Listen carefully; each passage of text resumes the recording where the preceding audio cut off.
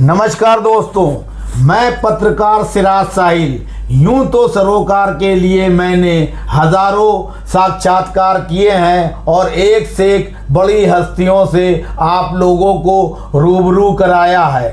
आज हम आपकी मुलाकात राष्ट्रीय विकल्प मोर्चा, जो कि प्रधानमंत्री नरेंद्र मोदी के नेतृत्व वाली केंद्र सरकार और उत्तर प्रदेश में योगी आदित्यनाथ की सरकार को बेदखल करने के लिए बना है, क्योंकि सवर्ण समाज को पूरी तरह से केंद्र की सरकार और राज्य की सरकार ने अपने निजी स्वार्थ के लिए इस्तेमाल कर दरकिनार करने का काम किया है। लखनऊ में अभी हाल ही में 3 दिन पहले एक संवाददाता सम्मेलन में मोर्चे के राष्ट्रीय अध्यक्ष एडवोकेट अनिल मिश्रा और संयोजक पूर्व न्यायाधीश चंद्रभूषण पांडे ने सर्वसम्मति से एडवोकेट पंकज त्रिपाठी को राष्ट्रीय विकल्प मोर्चा का राष्ट्रीय प्रवक्ता नियुक्त किया है और ये मोर्चा हर हालत में राष्ट्रीय स्तर पर विकल्प प्रस्तुत करेगा, क्योंकि 2027 में उत्तर प्रदेश और उत्तराखंड के चुनाव होना है। इसलिए ये मोर्चे की अग्नि परीक्षा इन 2 राज्यों के विधानसभा चुनाव में होनी है। ये मोर्चा पूरी तरह से सभी सीटों पर चुनाव लड़ने के लिए दृढ़ प्रतिज्ञ है और उसकी रणनीति बननी शुरू हो गई है। आइए मिलते हैं राष्ट्रीय प्रवक्ता पंकज त्रिपाठी एडवोकेट जी से। नमस्कार। नमस्कार। नमस्कार सर, मेरा आपसे पहला सवाल ये है कि भारतीय जनता पार्टी को हमेशा से ब्राह्मण समाज ने सपोर्ट किया और आज ये तीसरी बार जो केंद्र में सरकार है और उत्तर प्रदेश में 2 बार योगी आदित्यनाथ मुख्यमंत्री बने हैं, उसमें ब्राह्मण समाज की बहुत भूमिका रही है और निस्वार्थ तरीके से ब्राह्मण समाज ने हमेशा बीजेपी को वोट दिया और तन मन धन से उसका सहयोग किया। बावजूद इसके SC/ST एक्ट और UGC जैसे कानून बनाकर ब्राह्मणों के साथ केंद्र सरकार और राज्य सरकारें हर तरह से पक्षपात कर रही हैं, विश्वासघात कर रही हैं। इस पर आप क्या कहेंगे और इस मोर्चे का उद्देश्य क्या है और किस तरीके से इसको मजबूत बनाएंगे? सिराज जी, आप अपने चैनल पर मुझे लाए इसके लिए धन्यवाद। पहली बात तो यह है कि यह सच है कि भाजपा के उन्नति में, शिखर प्राप्ति में ब्राह्मण समाज का बहुत बड़ा योगदान है। दूसरी बात की यह भी सच है कि ब्राह्मण समाज के पतन में भाजपा का बहुत बड़ा हाथ है। लेकिन तीसरी बात यह भी सही है कि भाजपा ने केवल ब्राह्मण समाज को ही नहीं ठगा है, बल्कि समय समय पर सभी समाजों को ठगा है। जब जिसकी आंख खुल रही है तब वह देख पा रहा है। UGC कानून जब आया है तब सवर्ण समाज की नींद जगी है, खुली है और इनको समझ में आया है कि भाई ये तो कुछ गलत हो रहा है हमारे साथ। हमारे बच्चों को वहां जन्मजात अपराधी घोषित किया जा रहा है। लेकिन जब UGC के बाद नींद खुली, तो जब आदमी की नींद खुलती है तो नींद खुलने के बाद जो हो रहा है वही नहीं देखता, बल्कि वो पता लगाता है कि जब सोया था तब क्या क्या हुआ। बिल्कुल। तो जब पता लगाने गया तो पता चला कि 2014 में नरेंद्र मोदी की सरकार सबका साथ सबका विश्वास के नारे पर आई और आते ही नरेंद्र मोदी की सरकार ने 2015 में, लोगों को 2018 वाला संशोधन मालूम है, 2015 वाला मालूम ही नहीं है, आते ही 2015 में SC/ST एक्ट को 2.5 गुना बढ़ा दिया, जिसको मोदी जी कहते भी हैं कि हमने 22 से 47 कर दिया। वो 2015 में किया था उन्होंने।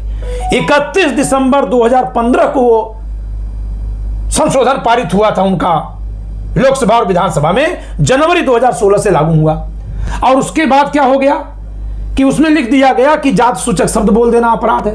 अब बोला कि नहीं बोला, धारा लग जा रही है और यह धारा केवल ब्राह्मणों पर ही नहीं लग रही है, ये धारा ब्राह्मणों पर, ठाकुरों पर, यादवों पर, कुर्मियों पर, गुजरों पर, पठानों पर, शेखों पर, सैयदों पर, बढ़ई, लोहार, गनेरिया, तेली तक पर लग रही, सब पर लग रही है। साहू परिवार देखिए, राजभर परिवार देखिए, सब पे लग रही है।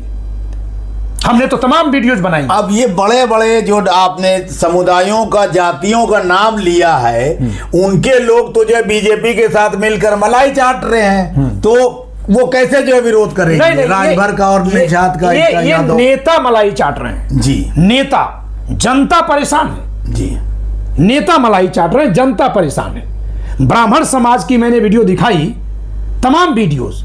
अभी देखिए, ऋचा पांडे नाम की लड़की है, वो रोज पुकार मचा रही है, उसके FIR लिख दिए जाए, नहीं लिखी जाती है। बलिया में एक ब्राह्मण परिवार का 10 बीघा खेत कब्जा हो गया, मैंने वीडियो बनाई है। जब उनकी पत्नी गई खेत में कब्जा कर रहे लोगों को मना करने, तो 20 चमार जात के लोग आ गए, उनके दरवाजे पर गाली गलौज कर रहे थे। मैं सभी चमार जात के लोगों को खराब नहीं कर सकता, हर जात में अच्छे बुरे लोग हैं, लेकिन वो जो आ गए, तो सरकार का काम क्या है कि जो गलत कर रहे हैं उनको जेल में डालो, एक्शन लो। लेकिन सरकार ने SC ST एक्ट का उनको जो झुंझुना पकड़ा दिया है, तलवार पकड़ा दी है, चाकू पकड़ा दिया है। एक सवाल उठता है कि आजाद समाज पार्टी के अध्यक्ष और नगीना से सांसद चंद्रशेखर आजाद रावण खुलेआम आके सवर्ण समाज के लोगों को चैलेंज करते हैं, गाली गलौज करते हैं, यहाँ तक कि मुख्यमंत्री के बारे में, योगी आदित्यनाथ के बारे में अनाप शनाप बातें करते हैं और कहते हैं खालों से जो है जूते खिंचवा देंगे। इस तरह की चीजें, उन पे तो कुछ नहीं होता है, और अगर उसके बदले में कोई वक्तव्य ब्राह्मण समाज का, सवर्ण समाज का दे देता है, तो उसके ऊपर कार्रवाई होने लगती है। इसको किस नजरिए से देखते हैं आप? ये दरअसल जब आंख खुली है, तब जब लोग देखे हैं तो पाए हैं कि ये बहुत पहले से काम कर रही है, खासकर भाजपा। कांग्रेस ने भी किया। कांग्रेस के समय पर सवर्णों के पतन के जो कानून बन रहे थे, उनकी रफ्तार थोड़ी धीमी थी, लेकिन भाजपा ने तो आते ही एक्सेलरेट कर दिया। भाई SC ST का प्रमोशन का आरक्षण कौन लाया? नरसिम्हा राव। उसमें सीनियरिटी वाला कौन लाया? अटल बिहारी वाजपेयी। बैकलॉग को कौन संविधान में जोड़ा? अटल बिहारी वाजपेयी।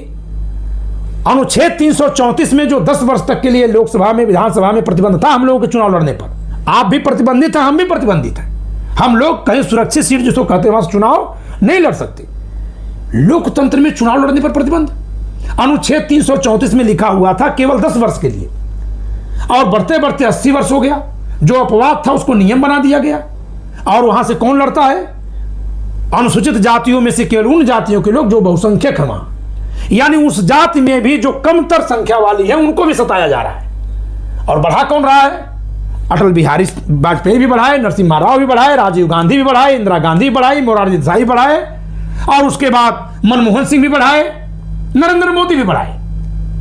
सिराज जी, मैं आपके जरिए एक सूचना देना चाहता हूं आपके दर्शकों को कि 370 हटाओ बीजेपी का नारा था। 370 भारत के संविधान के भाग 21 में लिखा हुआ एक अनुच्छेद था, विशेष प्रावधान था, जिसमें लिखा था अस्थायी प्रावधान, टेम्पररी प्रोविजन, लेकिन उसकी कोई टाइम लिमिट नहीं थी। ठीक है, 70 साल बाद, 60 साल बाद, 65 साल बाद जनता जगी, हटा दिया। वो हटाना सही कि गलत, मेरा उस पर कोई आक्षेप नहीं है। ठीक। लेकिन 370 हटाए तो 334 में तो लिखा था कि 10 वर्ष के लिए रहेगा।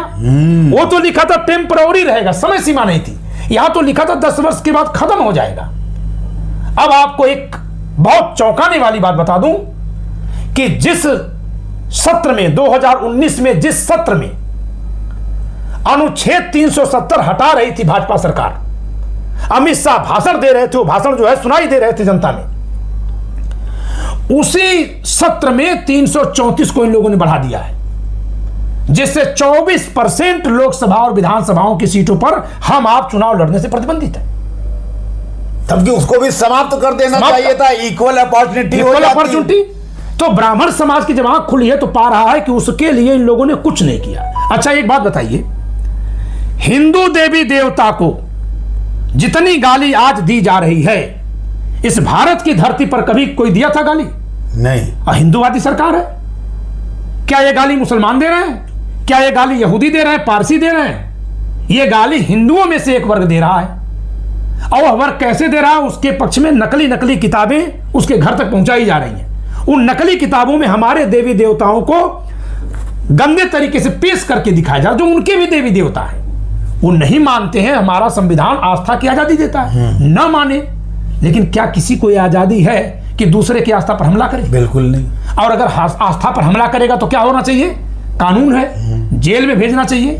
किसी को ये जेल में भेज रहे हैं? नहीं। ये कहने के लिए हिंदूवादी है कि जेल में भेज रहे हैं। इन्होंने जेल में किसको भेजा? शंकराचार्य के शिष्यों को। सोचिए जरा, जेल में इन्होंने भेज दिया शंकराचार्य के शिष्यों को। और जो भगवान विष्णु को गंदे शब्दों में लिखने वाली किताब छापने वाला सम्यक प्रकाशन है दिल्ली में, उस पर कोई कार्रवाई नहीं। तो ब्राह्मणों का धर्म भी ले लिया। ब्राह्मणों को जो सबको लेकर चलने का उसका एक स्वभाव है जो पहचाना जाता है, आज भी सब समाज उसको स्वीकार कर रहा है, उसको भी इन्होंने छिन्न भिन्न कर दिया। ब्राह्मण विदेशी यहां से भागो करके नारा लगवा रहे हैं। ये बिना इनके सहयोग के नारा कौन लगा रहा है?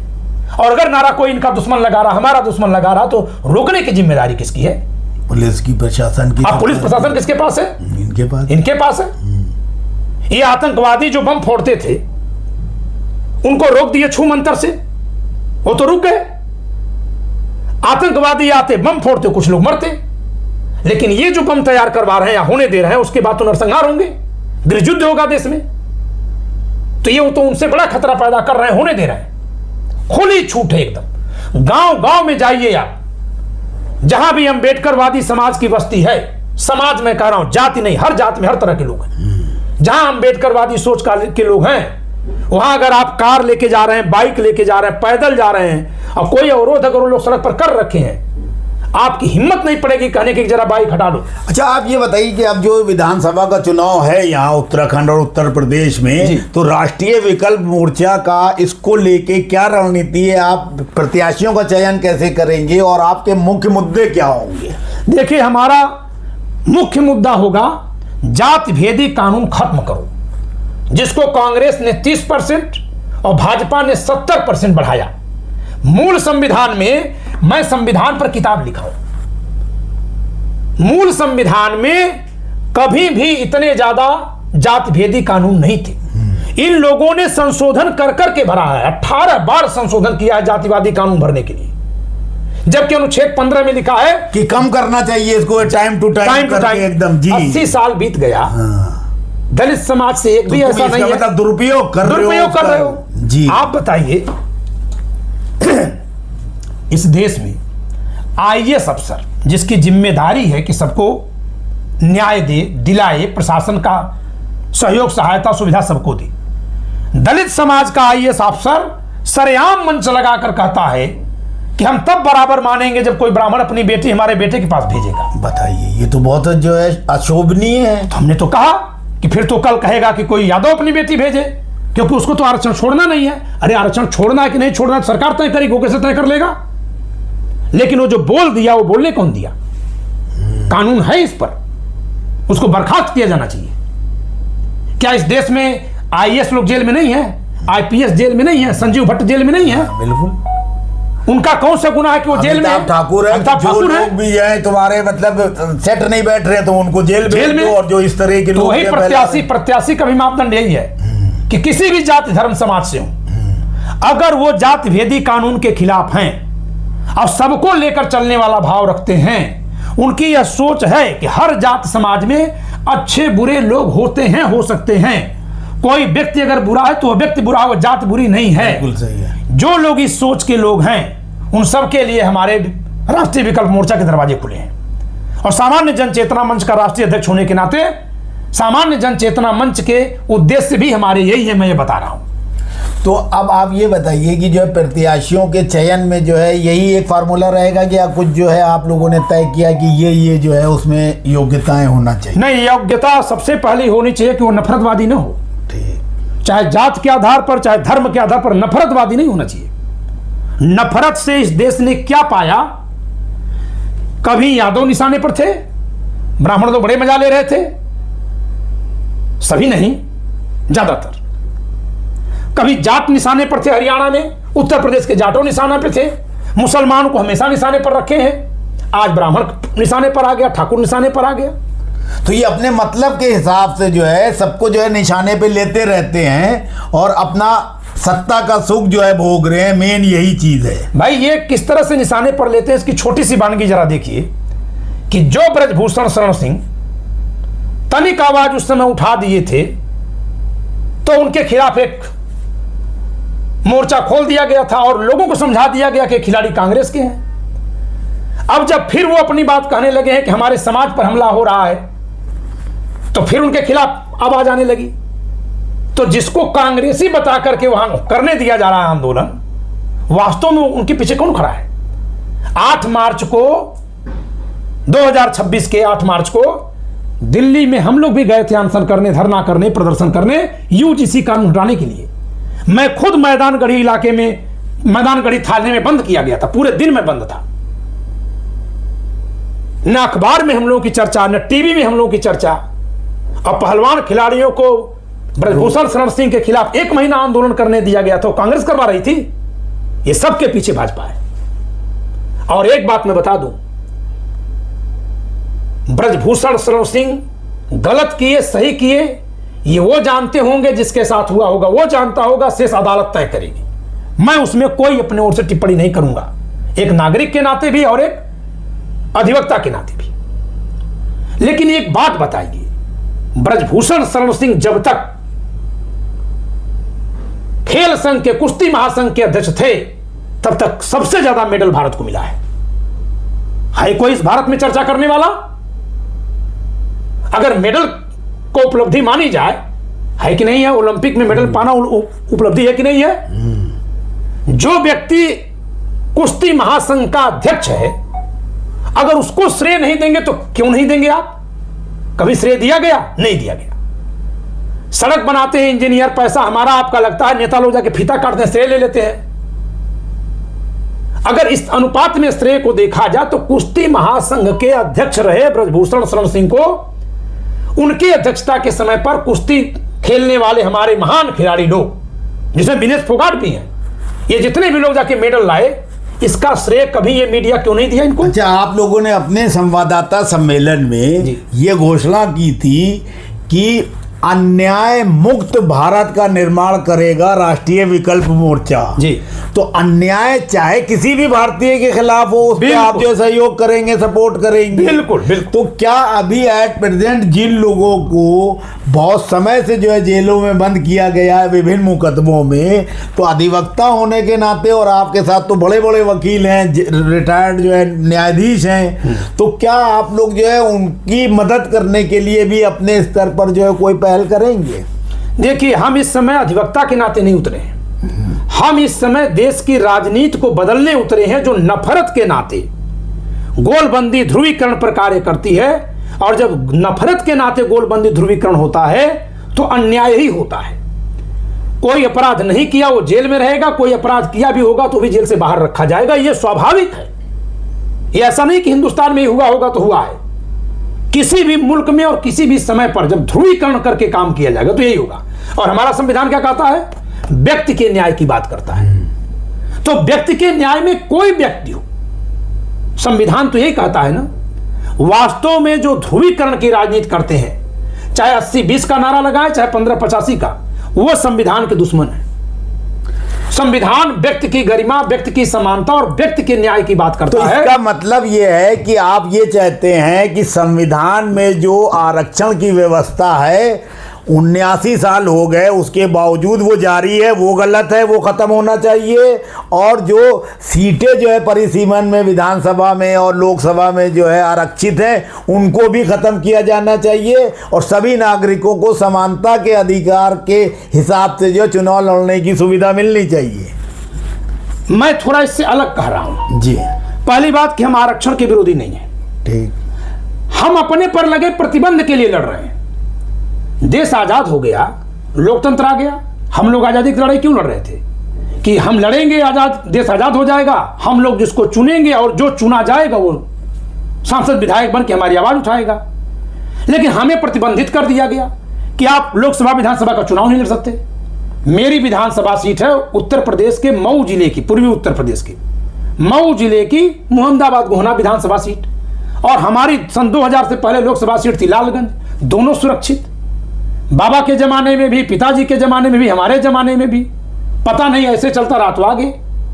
ये जाति और जन्म के आधार पर चुनाव लड़ने से आप रोक रखे हैं, ये आरक्षण नहीं है, ये प्रतिबंध है और हम इसको खत्म करेंगे। अच्छा, अब एक सवाल का आप और जवाब दीजिए कि अभी जैसे कि जो है आप जो है यहाँ प्रवक्ता भी बनाए गए हैं जी, और आप जो है द लॉजिकल इंडियन चैनल भी चलाते हैं, जिसमें लोगों को अवेयर करते हैं कि जो है किस तरह से जो है मतलब लॉजिकली बात करना चाहिए, क्योंकि आप खुद एक वकील हैं जी। तो और बात तो तथ्यपूर्ण होना चाहिए, तर्कपूर्ण होना चाहिए, तभी सामने वाला कन्विंस होगा जी।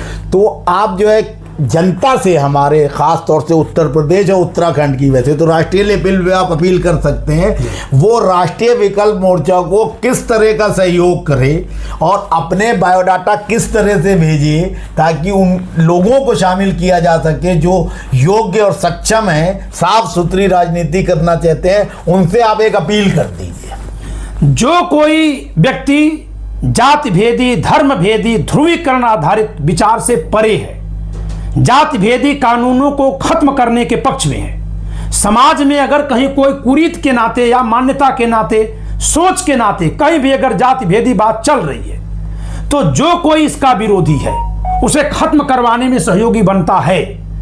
लेकिन इस मान्यता के साथ है कि हर जाति समाज में भेदभाव करने वाले कुछ लोग हैं। ये नहीं कि फला जाति केवल भेदभाव करती है, हर जात में मिलेंगे, हर जात में मिलेंगे। तो जो लोग इस विचार के हैं वो बिल्कुल अपना बायोडाटा भेजें। जो ये मानते हैं कि ध्रुवीकरण के लिए ये इसको इधर लाओ उसको उधर लाओ, उनको हम निशाने पर ले रहे हैं। चाहे वो अम्बेडकरवादी हो, चाहे हिंदूवादी हो, चाहे मुस्लिमवादी हो, चाहे 1585 वाले हो, कोई भी हो, सब निशाने पर रहेंगे। धन्यवाद। हो गया।